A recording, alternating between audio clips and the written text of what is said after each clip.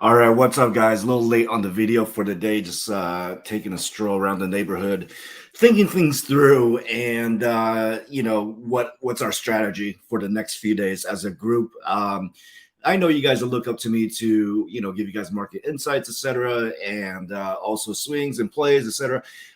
This whole Omicron. I mean, my personal opinion, right? So they found a case here in San Francisco Bay Area. All right. Likely tomorrow there's going to be two, and by the weekend there'll be 5 cases or even 10. We don't know, but certainly the Wall Street and investors, they're definitely I think there's a level of overreaction. However, I think we need to start playing with the market. So I was totally caught off guard with all the plays that we were in. I mean, we did do well with Apple and Moderna for this morning, and and then Amazon just dropped another 63 points today. So let's just go ahead and talk about tomorrow. For the most part, I think going into the next few days, we got to be extra cautious. Buying the dips, I think there are opportunities to do that, but I'm not looking at buying the dips on something like Fubo, OCGN, etc. Those are longer term plays. I still have positions, so I don't want you guys to go panic and worry that I sold everything. I didn't. Okay, I simply pulled more cash out of the market so we can have some fresh new plays for the next few days, but also lesser plays. So we'll go with some high conviction ones. All right. So let's talk about QQQ real quick. Here's a daily chart on QQQ. And so tech is going to, I do believe if for the most part, tomorrow morning, the markets will pump. Okay.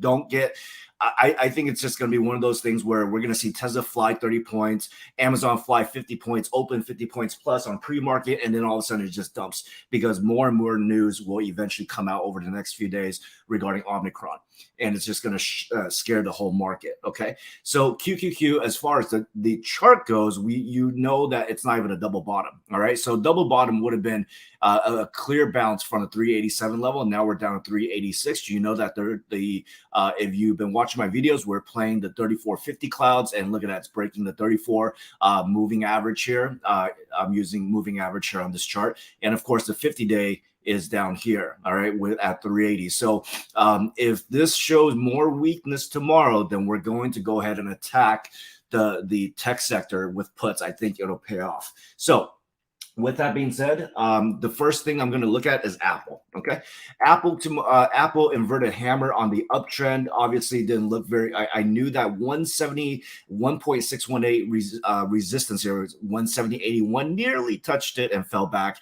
And of course, obviously being tech and being the bear market today that we had, I think it has room to go to 162. All right, so I'm going to play with Apple tomorrow on some put side.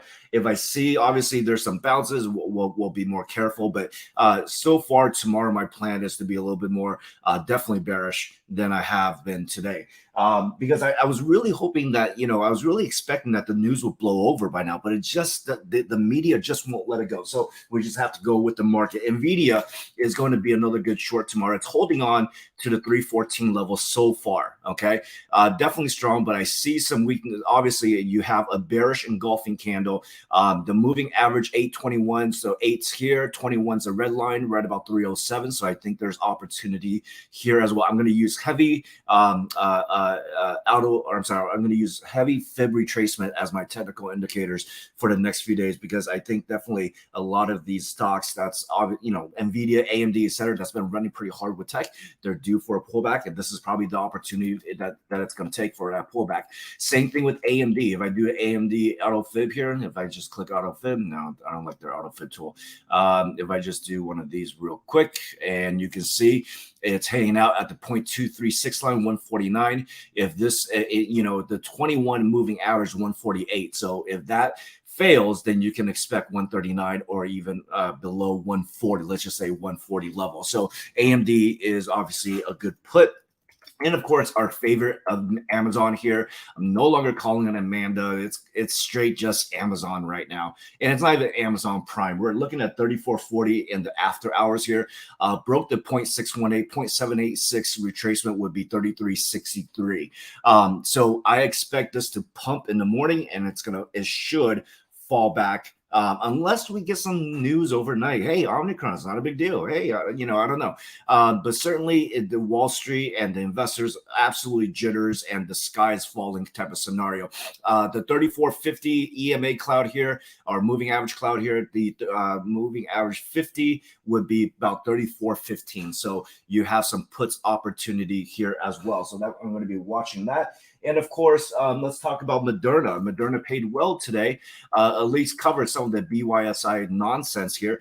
We're looking at failing 3.382 316 levels, so I figured that was my target. That's where I actually sold my puts, and it's important to have a plan, right, and where you're intending to sell your puts when we get in.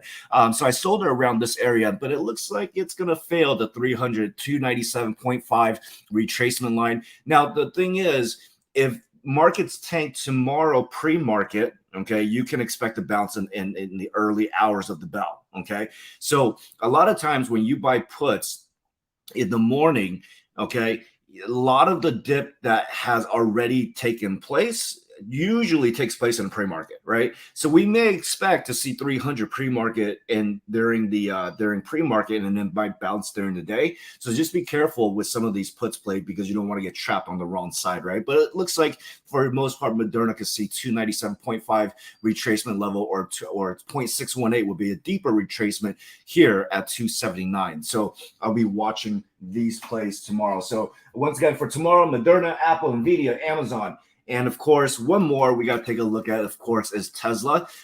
Tesla obviously pulling below 1100 on weakness of the market, but I still think Lucid and Tesla, the EV sector, did extremely well compared to others, right?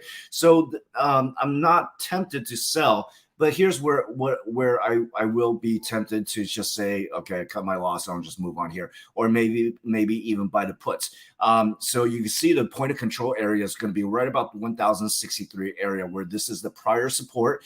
It's going to most likely come down and test this support tomorrow, 1066, or even in pre-market. And if it fails that, then 3450 is within this area here. So we'll see how the media spins this tonight or overnight, and we'll see what happens tomorrow. So for the most part, I want to share something with you guys. I know a lot of you guys are potentially, you're bleeding your portfolio. You're at all-time lows.